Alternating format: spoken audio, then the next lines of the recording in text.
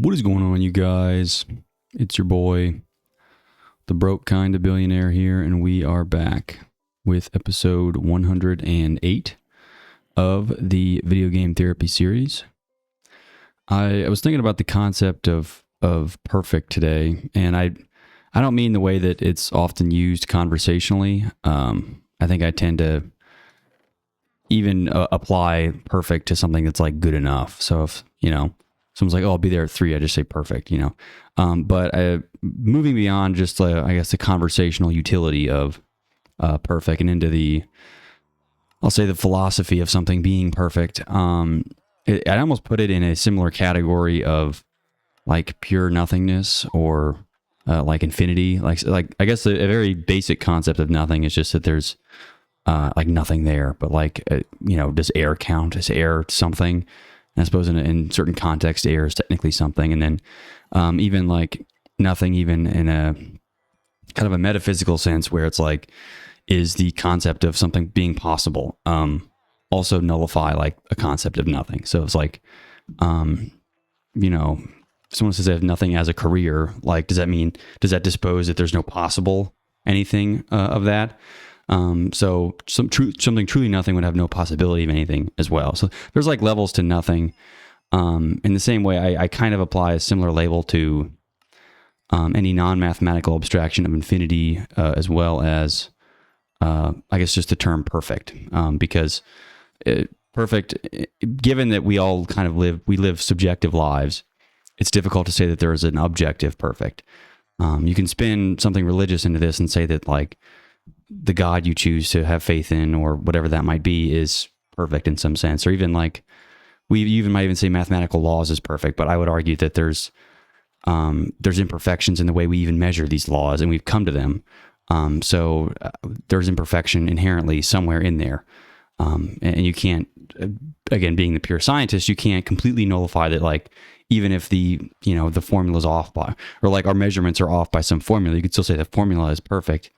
But you're unable to validate that perfection. So the perfection is then just this kind of like faith-based perfection.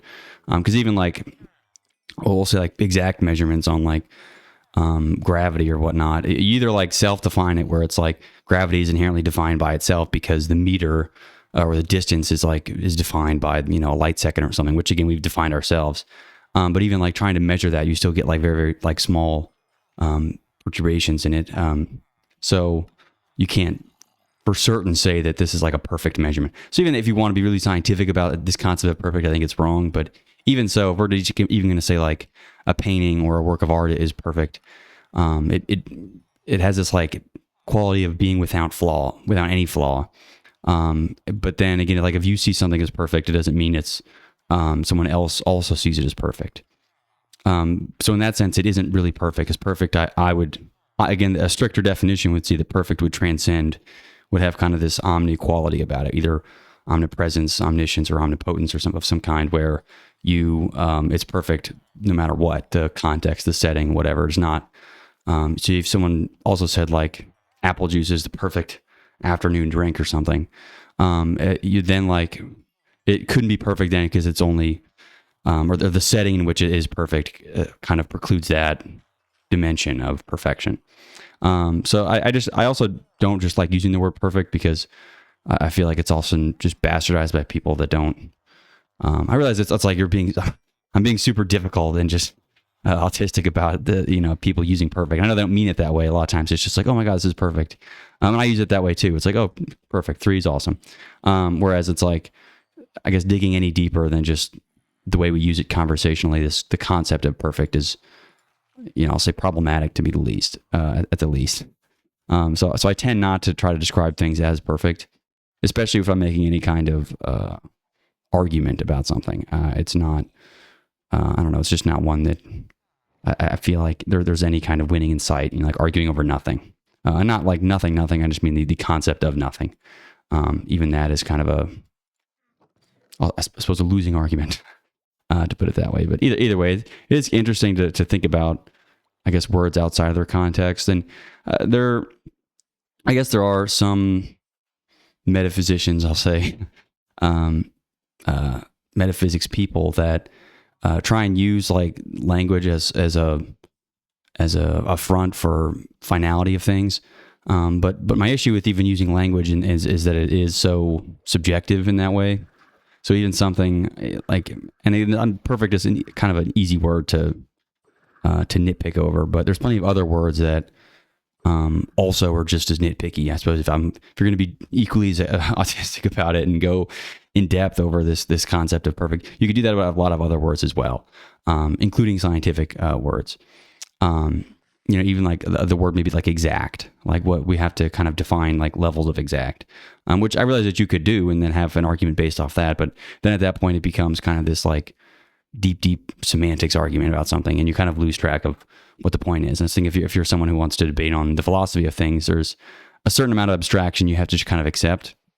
And so I guess given that, there are a few words that you try to avoid, like I'll try to avoid always or never, just kind of, I guess, final statements that, final declarative statements that nullify the potential of or non-existence of something. I think there's always, I generally try to use generally, something like that, or often, or it seems, or something like that, which I realize is just because kind of you often make weaker claims, and that doesn't really, people don't like hearing weak claims. They like strong things that, that are more applicable.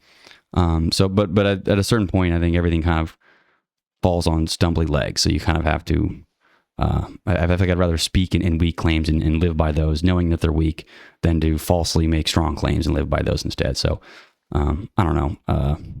I guess that it started with me rambling about perfect, and how I don't like people describe things as perfect, in any sense, in any context. So I suppose do with that what you will. I was also thinking about anxiety. Now I'm not a very anxious person, I suppose. At least anxious, not in a traditional sense. Maybe if you contort my behavior or my thinking enough, you could draw anxiety out of it. But I was trying to abstract anxiety into its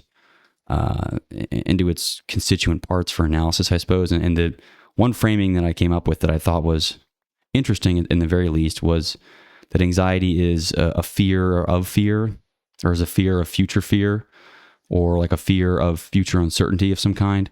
So I thought fear of fear was the easiest way to put it. So like, for example, if you're like, I guess, anxious about your finances, it's like probably in that moment, if you have the comfortability to be anxious about it, that means you're currently not fearful. Like you're currently not like starving, because then that would be what would scare you, is starving to death, right? If you were starving. But if you're currently not starving and you're anxious about starving, then the anxiety is then fear of the fear, which would be starving to death, I suppose. So I suppose it's like you're just moving back layers of abstract. Because I guess if you look at other animals, they often like don't really display a lot of anxiety. I suppose there probably are examples, but I don't live in a zoo, so I guess I don't watch animals all day. But most of them have very few fears of anxiety, and even when it's not really warranted, sometimes they probably should be anxious. And if we were them, we would be anxious. So, like, for example, if there's like, a lot of, I guess, in zoos they feed lab rats or cockroaches or something to a lot of these animals, and the mice or whatever that's being fed in there don't seem to be particularly. Some of them probably are kind of agitated just because they're kept in a box all day or something, but they're certainly not anxious of being eaten by a tiger. But that is precisely what's about to happen to them. But yet they don't live in this anxious state. Whereas if a human were in that scenario, they would spend their whole time, again, of course, if they're aware of what was happening, they'd spend all their time kind of anxious of being eaten by a tiger, which they would presume to be their destiny, even if it, someone bailed them out or something like that. But even if it was their destiny, I'd even argue that it's more practical then for the mice to not care if they were eaten by the tiger, because they're going to be dead anyway. So would you rather spend the time alive anxious of dying, or would you rather live joyfully and then just die in an instant regardless? So you don't get points for being right when you die. So if you spend your whole life predicting your own death, and let's say you're correct, did it matter? Suppose then you predicted you were going to die of cancer at 50, and you were kind of thinking and spending all your time anxious of this cancer diagnosis, and then you got run over by a car, at 25.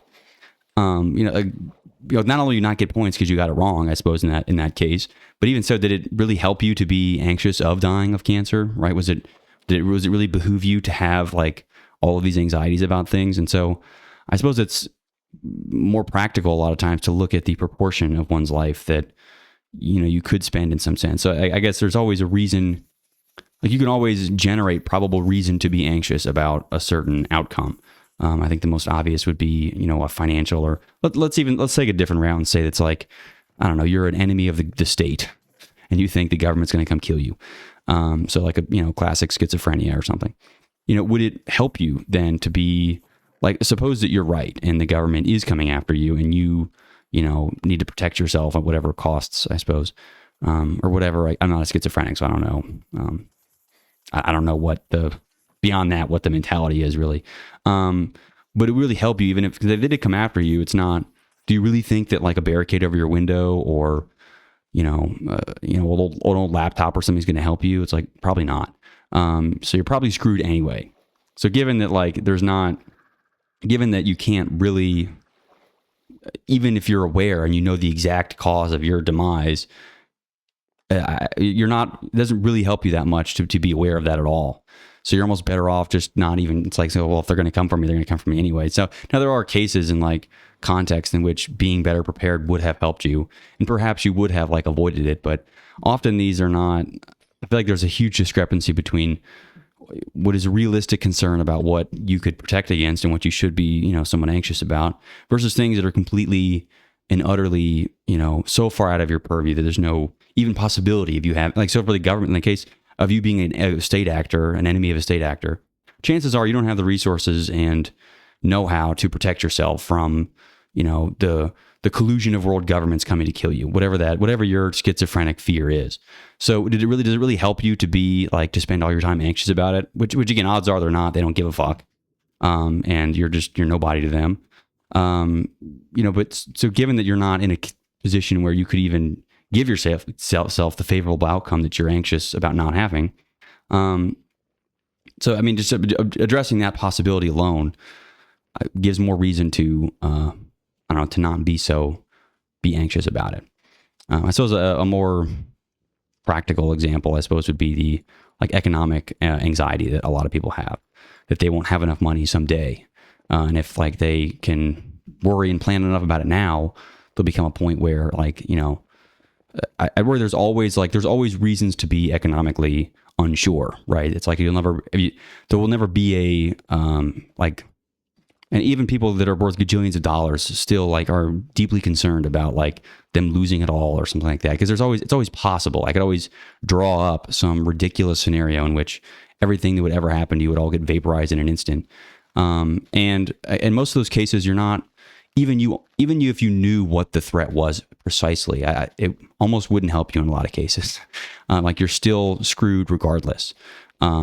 So even like trying to think through all the possibilities and like guarding all the potential, ways that it could fall apart doesn't even help you really. So you'd be better off just kind of enjoying what you have while you have it and not worrying about it. Not to say that you should be, laissez-faire about the whole thing and there's no reason to ever like prepare for anything. That's not what I'm saying either. But specifically with regards to like having deep anxiety about things, the anxiety I think is where it would be is truly like fear of this future fear. Whereas I think that there's something just to be a planner and just like to planning things, and but like anxiety is kind of this state of fear, this like perpetual almost state of like kind of uptight fear. Whereas being prepared, you don't have to be an anxious preparer. Like sometimes preparation can just be like, oh, well, it'd be nice to put this together, just in case. But I feel like that's where the line gets blurred the most, is that people's genuine preparedness is mistaken or is then morphed into some kind of perpetual anxiety, which, is where I would kind of draw a contest to. But anyway, move on to something else here. I suppose I was also thinking about attention a little bit, and I guess why so often our attention now is so fragmented. And I feel like it's just not just me that struggles with this. I suppose some people don't, and I suppose if you don't ever have any kind of issues with like focus and in some kind of pure sense, I suppose it's like, I don't know, there's a certain amount of like non-focus that you have to deal with anyway. But I guess given now that our daily contexts are so out of touch with, again, what we're kind of trained to do and what we can like, meaningfully adjust to be accustomed to, as well as just the differing amount of context, I think is the true killer. Like context switching, I think, is a true killer of like being like focus.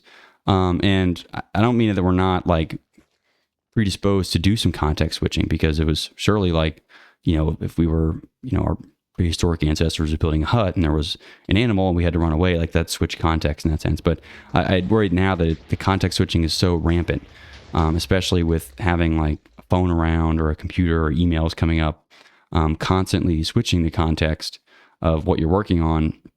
It becomes like increasingly difficult to have any long sustained focus, because context switching is so rampant.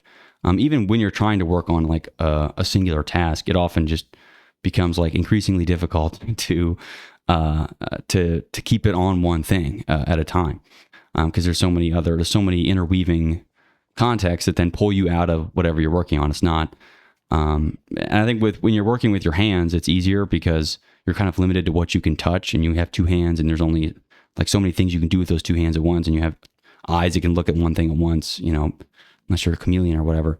Whereas I think digitally, like even if you're, configuring servers or something like that, you have to, I have to pull up, where I'm configuring. Okay, I got to pull this up. Oh, I got to pull up the docs. I got to see what this is. And then I don't know what this is. I got to pull up ChatGPT to look this up. It's like, then you're on like 8 different tabs at once, which like for that to have, be analogous, like you building a bench or something, you'd have like a warehouse full of like all this stuff that's like, barking for your attention. And because, so much of the internet is based around keeping your attention on there for longer, even if you are looking at some forum of some guy who's having a regular problem, the same problem as you'll kind of get, entwined in their story, and then you'll kind of go down. It's like, there's just I think the context switching in how we work mostly on the computer now is increasingly difficult to keep focus.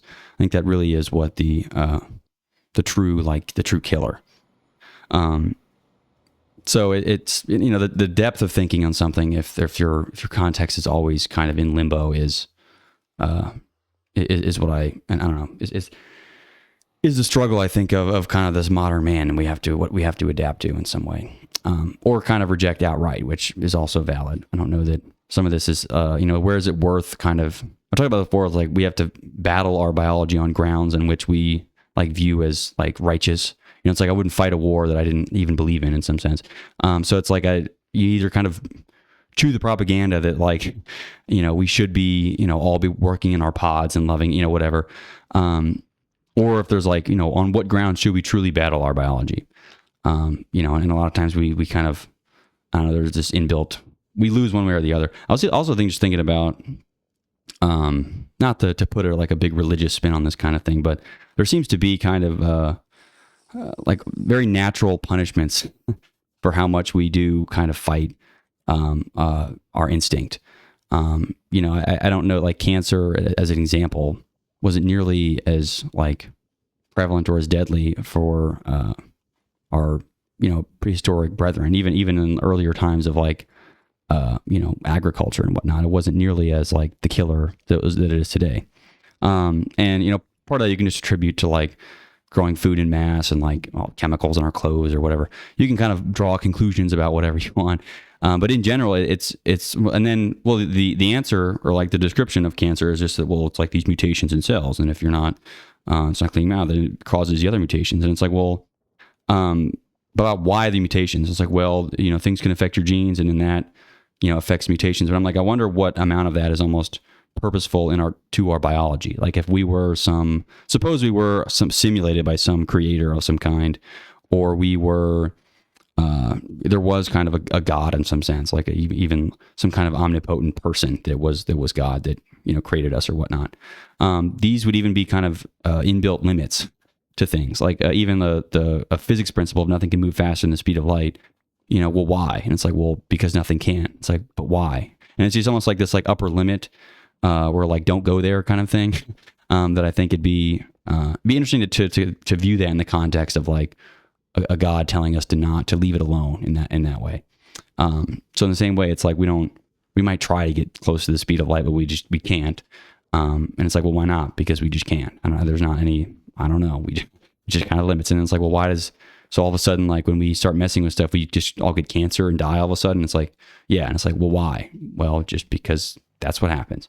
And there are like genuine, like, sure, even if you pointed to like, and I realize this is being reductive. I realize that like with specific cancers or specific genes that like cause these mutations. But again, if you keep asking why these genes and why this mutation from, overexposure to this chemical of some kind, it all just ends up like, well, why? It's always kind of a valid question, at least. So even like, why does smoking cause cancer? It's like, well, there's like tar in it and stuff like that. And it's like, okay, but then why? It doesn't necessarily answer why. Doesn't necessarily answer why. It's just, sure, maybe what if it was good for you? I don't know. It obviously isn't. And once we've discovered that, there's no reason to do it, to try and get it worse. But there is, I don't know. It could seem like this kind of divine intervention where it just kind of wants, is telling us to not stray so far from our biology. And it's just curious to hear or to think about, I guess, because the technologists or the accelerationists' view on this would be that, well, if we just keep like figuring stuff out, eventually we'll be able to get to a point where we're not like losing. And you can even argue that we're still winning over sort of our biology in some sense, because we have diseases that are preventable, and we've grown enough food to support this many people. But at the same time, like I would struggle to believe that outright, like even there wasn't some kind of divine carrying capacity that we violated by doing everything that we've done. And sure, while we might have like exceptions on the individual level about what has worked, so to speak, if there wasn't, collective sacrifices on things that ultimately boil down to more or less a zero-sum game, where it's not like we haven't really won. We haven't really made progress at all. And I realize, kind of making any general statement about, like I feel like it's a very polarizing issue. It's like on the side of like progress or not progress. And I struggle to outright say that there has been no such thing as progress. But on the same right, I believe that if you dig into any kind of progress enough, and attempt to look for ways that are kind of the zero sum, you can find it. So it's hard for me to put myself on either side of the argument. I guess at the very least, I can be someone who is openly skeptical of like objective progress, and saying that there is certainly like nothing but progress. Everything is progress, as if there can't be civilization-wide changes that are inherently not moving in the right direction. So for example, I would say that like the ubiquity of cell phones, not the existence of like cell phones in general, but like the ubiquity of them. Everyone has them. You have to use them. You can't, like, you're not allowed to function in like a Western society without a cell phone. I would view as something that is not progress. I'd say there's uses and cases for like cellular connectivity. I'm not saying that outright is all bad and we should banish all of them, but the fact that everyone must have them to survive, I believe making it a requirement is not, is an example of something that genuinely I don't view as progress. Because everything that you would say that was, well, what if the kids are out in the neighborhood and there's, they go call 911 or there's a diddler or something like that. And it's like, well, compare like those rare instances to like the rampancy of, child pornography and everything that's going on and people watching porn all day. Like there's so many worse things that have come about because of this like ubiquitous access for internet to the young people. When compared to like, sure, like, yeah, they can call you before coming home for dinner, whereas they used to just like come home at 6 or whatever, where the bell rang or something like that. And also just like this always connected kind of thing where it's like you're always, 3 clicks away from everybody all the time. It's probably a bad idea. There's probably a safe distance that you need between like, a healthy childhood and everybody else. And so I can't even fault like even parents now for insulating their children a little bit from just the atrocities of the internet and kind of raising them in this, otherwise somewhat sterile environment, given that it maybe is not the most honest in the sense where it's like, sure, like the world is kind of on the internet now, but I don't necessarily think it's good to wholeheartedly, let a 13-year-old dive into that. And where that comes into, not obviously telling anyone how to parent their kids, but I worry that even giving them that choice is not progress. I don't think. I think this would have been better for society at large and just for the individuals in society had that not been a choice or would not be a choice. I don't know. Anyway, I'll move on to something else. I'm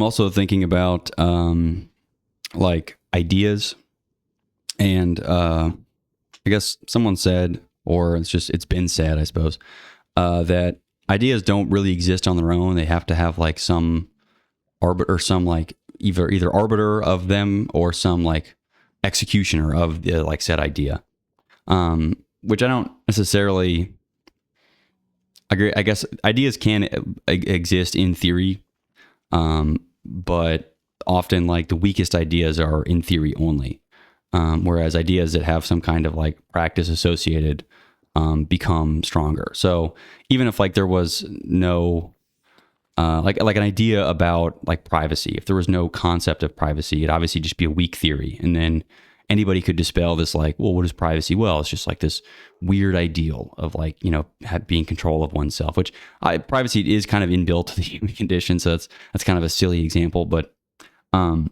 presuming that there was, we lived in a society where there wasn't privacy and it was instead some like academic theory, it would obviously, be a lot more compelling if we existed with privacy first and then we lost it. But with just like the theory of privacy and no one to actually like practice or take action on any said theory, the idea is not necessarily meaningless, but certainly not nearly as meaningful as someone that I guess lived through their idea. So I don't know. And there's also this idea of like some ideas are kind of integral or even, I guess to put it in the extreme case, are worth more than like, I guess the idea of life itself. Because even life is an idea, and we believe in that life exists because we have it, I suppose. So I guess if we weren't sentient, whatever that meant to us, we wouldn't really believe that life existed at all. But even some ideas about life are kind of more important than life in itself, or at least can seem to be. That's why some things are worth dying for in some sense. So even like, I guess in some cases it's been like nationalism or love or something, have all been ideas that for some have been worth dying for, in the sense that they're more important than life. So it's like, would you rather live a life that you don't believe in, that you believe is a lie, so live a lie, or to die living the life that you do believe in? So I don't know. There is kind of a trade-off between I guess putting pen to paper on what ideas are give life I guess meaning to yourself, and then deciding which ideas are worth more than life to you, and whether or not you would I guess die for them, I suppose, is one very blunt way to put it. Yeah, I'll move on to something else. I'm not super bullish on that idea right now. Let's see. I guess the other interesting thing about this is kind of in the context of, I guess, technologists vying for the death of humanity. It'd be interesting to hear about the feasibility of like a programmable conscious. So presume that like, I don't know. I know in the early days of like psychedelics, the government or the MK Ultra, the government thought that I guess they could use it as a form of mind control in some way, where they'd be able to like program or reprogram someone's subconscious, which is a hilarious idea that like, it kind of in retrospect, but I guess in the early stages, maybe they thought that, the drug would put them into some kind of suggestible state infinitely where they could just kind of tell them what to do and they would do it. But then I wonder, suppose that there was some kind of drug or process that created this like state of infinite suggestibility. Would, I guess, how cheap would these would programming brains be? And you can just delete and reset them. The brain as like a processor, I suppose, if we're going to work backwards, even it's funny even that just brains, conceived of processing and computers and then made them, and now we're kind of looking at brains as processors. So moving backwards, I guess how powerful could we program them to be, and then what would they do really in terms of if we could program people's conscious? What would the tasks be for these brains that we're reprogramming to do tasks for? And because the human brain is kind of a general purpose computer with, I suppose, also with a bunch of like biological, I guess, like stuff. We have a lot of hormones and stuff built in to like manage our biological symptoms. I guess our hands and our fingers and our blood and our heart and all that. Like it's programmed to do all that as well, if we're going to speak about it in that sense. So then like what would you do if you could reprogram it? Like you wouldn't really need those parts anymore. But then I guess you could just make it, I guess, this like smart machine to move stuff around. I don't know. There doesn't really become a point after a while about why would you even if we could reprogram the human brain to do whatever we wanted, what would it even do that is like that worthwhile? That it doesn't make it doesn't defeat the point of living in the first place. And while this is kind of a silly like thought experiment, I still think it does have bearing on like current technological like fascinations. What is the point of doing any of this? This point could be selfish then for like, oh well, I want my company stock to go up, which is selfish at that point. But then like, even so, what if it does? And so what if you achieve all your wildest dreams? It's just part of it is just that there is no end in sight. And I view that as kind of the issue, is that if there's no end, if there's not like a destination of any kind, if it's all just about the journey, some things are about the destination. And part of like, I guess, life itself is that it does have, the destination is death, and we die. And whether your whole life is lived to kind of try to avoid that destination, you'll get there anyway, whether you like it or not. And I suppose if you strongly adhere to some like, programmable conscious theory where you upload your mind to something, I guess you can kind of cast this away as just being like naysay or something. But I truly think that in the same way that there's kind of limits on the speed of light, and, I guess God's giving us cancer, to put it that way, there is like the journey all ends in death, and you get to choose what to do from now until death. But you can't run away from it. It's kind of this like universal truth. And is not something that, you can thwart. And I mean, I don't know, some people, maybe the primary disagreement is that they think they will never die. Or even if they do think they die, or they think that there's some like, some amount of like nobility that comes with having achieved something in the life, during their life, which I don't know that I'd really subscribe to either. But either way, it's interesting to view, like if we were able to reprogram the brain and make it do something. I'm just curious about what it would supposed to be doing all the time. Just make like automaton Amazon workers, or is it like, everyone is just kind of on drugs and like we just make them happy, I guess. But then that kind of defeats I don't know. It doesn't make much sense to me what we do if we were able to reprogram our conscious and we understood it well enough. So I don't know. Let's see here. I suppose another, no, I'm not going to go into that. Let me see. Yeah, I suppose this is more related to me, I guess, as an individual, but I guess given that I spend, a fair amount of time just kind of ruminating on the philosophical merits of things, I do say I would lack some, like, I'll just say like conviction when it comes to the, foundational meaning of life, and not like what it means or like what to do per se, but that there is a certain conviction that I don't think I have in what to do with the day to day, given that there's always kind of some kind of philosophical debate happening internally about what it means, or if this is kind of, and it's not even a matter of like over optimization. I know that's also kind of a common struggle, is that people are so concerned with optimizing the time that they have that they end up doing nothing. So this kind of analysis paralysis mode where, the struggle is just that they are so worried about doing the right thing that they bother to do nothing at all. The other extreme of being, I guess, just like extreme nihilist, where because nothing matters, there is no reason to do anything, and even if you did make up some reason, it'd be worthless because you made it up. So it's not any kind of agreeable meaning. And I suppose that is probably closer to where I think I would lie, but I don't necessarily know that is that's the fatal conclusion of my ruminations either. I do think there is truly some conviction one should have, and maybe I don't, in living life towards some individual or social concept of virtue, and maybe just individual, not even social. I think social is probably has the wrong concepts of virtue. But yeah, a concept of virtue over vice, and kind of I guess beating struggles in some vague sense. Again, I don't know if there's even much answers to be shed on that, but I don't know.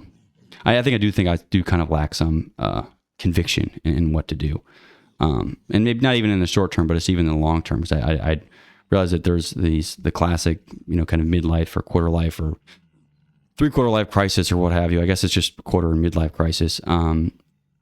And perhaps that's just extending for a long period of time. But I do wonder, the underlying cause of that surely is philosophical in nature. So, or is it an unavoidable thing, and there's something that changes within us, or is it mostly a social construct of that? And then it's, you don't want to, even if you're looking out for your future self, I suppose the last thing you want to do is to build them some kind of life or some kind of configuration that they would hate you for. So, for example, if you knew that you hated, being a lawyer or something, you wouldn't go to law school and put yourself in the courtroom, because that, future self would hate that. So I'm thinking about my future self and what they would enjoy doing, or at least what they would, not hate doing. So part of it isn't even about like figuring out what you really enjoy and then doing that. Some of it's just like, is just accepting something that you think is good for you to be doing anyway, that doesn't, I guess, kill you in the process. Because there isn't, as rosy as it might be for people to all have this like dream occupation, some people don't really find or have, that doesn't really exist anymore, right?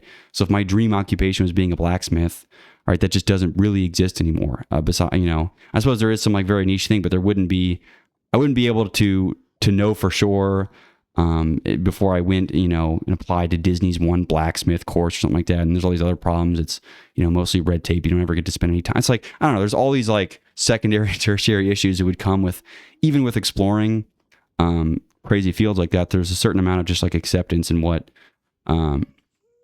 you'd probably be okay doing, or what you wouldn't hate doing for at least a while. And one way I liked that someone framed this that I really liked was that you don't really choose like life goals, but instead like directions. So certain directions I think are worth defining for yourself.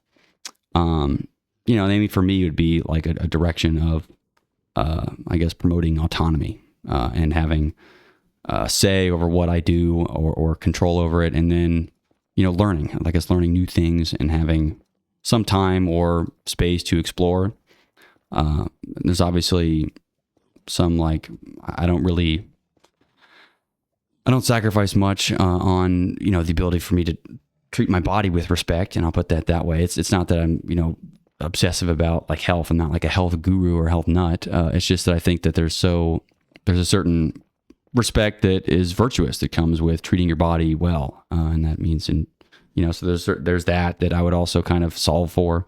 And none of these really point, I guess, squarely to any kind of, I guess, holistic or all-encompassing way to live, or teleological philosophy to live by. They're more just kind of vague principles under which that don't really, put themselves towards like strict goals, which is why I think goal setting in any very strict sense has been difficult, because it's not, I don't, goals are just like, they're then constraints on what is otherwise against my, against my philosophies on having autonomy and learning, and if, and not, building a prison for myself. And some people are less subjected to this, than others. I suppose if you're someone that can, start a goal and focus on it single-handedly and not care, not even spend any time questioning the goal or anything, then I suppose it's easier for them to set goals. But I mean, I think it's too vague and too broad to just assume that no one's ever gonna have a problem setting any goals for themselves, or that, people,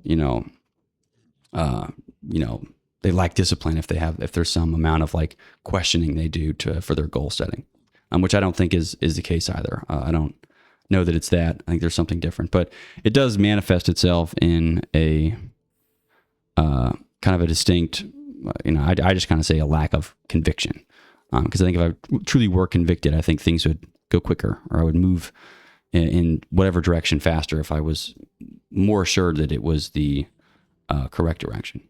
And some of it also is just like being, kind of measure twice, cut once. So I think part of, I don't know, what young people might find themselves in trouble with is that they just move too quickly towards something without spending much time, figuring out who they are. So it's like they have this concept of what they would like to be without too much rumination on what that entails, or what they end up being with that. So it's like, even, like let's say I want to be a lawyer or for some reason. And they love this idea of, ooh, if I was a lawyer, that'd be so great. I'd love to have that, wear the suit and be in power. But, and sure, if they are able to just like live by that, and maybe they're right. Maybe they were correct. But I feel like too often it's just, they love this concept or the idea of that they forget that isn't them, or that wasn't their life. That was someone else's life. And so I guess they're just kind of denying themselves in, committing to that, and then kind of being, dealing with all the fallout that comes with that. And I think you see that a lot in people that on paper should have everything and more that they need, but they're in some ways just kind of still living that lie that they told themselves however many years ago.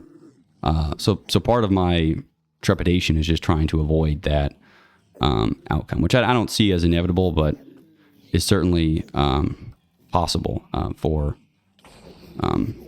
if you don't spend enough time, I guess, with yourself and thinking about it. So part of this is just the sacrifices you make and moving a little slower. So maybe it's not conviction per se. It's just pacing myself, I guess, to put it a different way. So anyway, move on to something else.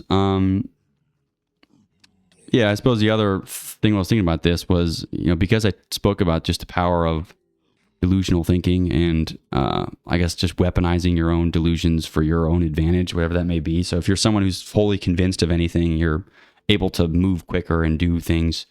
You're able to do everything faster if you believe it 100%, if there isn't ever a shred of doubt. And as someone who's a bit of a skeptical person, I always keep a healthy sliver of doubt around. So I'm not often wholly convinced of anything, so much so that I'm able to kind of, full steam ahead, bull run into it. So I was trying to think about ways that I could become more, not delusional, but more convicted in things that I don't have to spend as much time questioning. Because there are certain beliefs and things that I hold that I truly don't want to question that much, but I continue to, I guess, put them through the philosophical ringer, I suppose, to put it one way. And I realize it doesn't help if I'm trying to move faster in some aforementioned, some other direction, because it simply slows things down if you still leave doubt on the pie. But there's a certain amount of that I think is practical, and I even say good to have, a certain amount of doubt that is still good to have with your underlying beliefs. But there is certainly, I think, probably too much that you can remain too skeptical of instead of just kind of committing to it. So I don't know, I'm probably just as guilty with that as well. But I don't know. I don't necessarily know how I can become better at convincing myself of things that that I still have questions about, So part of it is just, I guess, keep asking the questions and not, and I guess, try to quell those, underlying philosophical babblings. But the other cases, I was just thinking of other strategies where I could be, I can kind of turn off the skeptic in my head and move in the direction that I know I want to go in. Because it's always there for me. It's not something I can just easily turn off. I'm not looking for drugs either. That's not the point of this. It was more of just practices or different things that can do that. Meditation does play a bit of a role, but meditation is more about kind of quieting everything. And I don't know that I want to really weaponize, the solitude of my meditative space, just to get more work done in some sense. If that was really the outcome of this. I wouldn't want to weaponize that, because I do think that's even worse, is having a philosophy or even some kind of good habit that is done for its own sake, that it has its own, is done for its own sake, that you weaponize then to do something else. It's stupid. It's just like, being a stoic just so you can, be a better real estate developer or something like that. Which again, I would view as silly. Maybe that's why I struggle with, being, I'll say, adopting pure delusional tendencies in my things, and letting stoicism make me a better salesman of some kind, whatever that may be. But, cause I just think that's wrong. That's even worse. That even defeats the whole purpose of a philosophy in the first place. So maybe it's just the externality of being someone that, I guess, babbles about, the philosophical underpinnings of things. Although I don't even consider myself really a philosopher in that sense. I would like to be, I don't know, closer to a comic of some kind, where I kind of can address the humor and things, but I, often take things too seriously, I guess, to always put a funny spin on it, at least by myself. Maybe with other people, I'm a bit better. Yeah, let's see here. I suppose the last thing I'll speak about is the legacy of humanity. I don't think the sun will envelop the earth, and humans will be around. Or maybe we will, but we'll be it'll look nothing like this. There won't be, China or even, or English or buildings or anything like that. I think that the sun will envelop the earth, and humanity will have long gone. And what will the lesson of humanity be? What will the other animals and other intelligent life that come along, what will they learn from humanity's, maybe I'll even say brief time on Earth, that we, developed civilization and whatnot. I think the lesson is that of humility. It'll be a lesson in why you should have a grace, humility, and not think that you're the central species and central person, in that species. I think it will be a lesson in humility. I think it'll be very humbling whenever our collective downfall comes, whenever form that may be. Maybe it's nuclear holocaust, and then, or nuclear Armageddon, or whatever it is that ends our species. It will simply be a matter of arrogance that we can point to the culprit of. And the next Dolphin people or whatever that evolve to have intelligence, that they pick up the remnants of our society, should, at the very least, recognize that maybe we should learn something from the Homo sapiens. That arrogance is truly what kills. So to be wary of that, I suppose is one thing. I don't know. I don't know that. I think that's kind of the easiest and most holistic way to phrase it.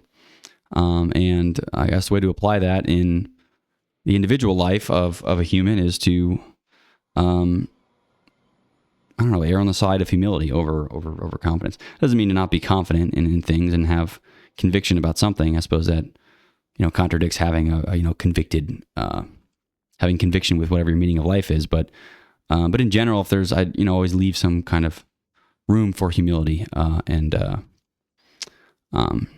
don't know, don't be so quick to assume, anything. I don't know. I do think it'll be our own arrogance at our downfall. I've said that before. But I don't know. I still think we have a few more generations before things get really bad. I think especially if we could figure out some way to, I say slow technology, and it sounds like a bad thing. It doesn't mean that I want to, churn up people in their, nursing homes or whatever. But there certainly is. We could at least apply more of a should this actually exist to, I'll say technological innovation. I think viewing it as a blanket term, the innovation of any kind is always good, is silly. There are certainly innovations that should not exist.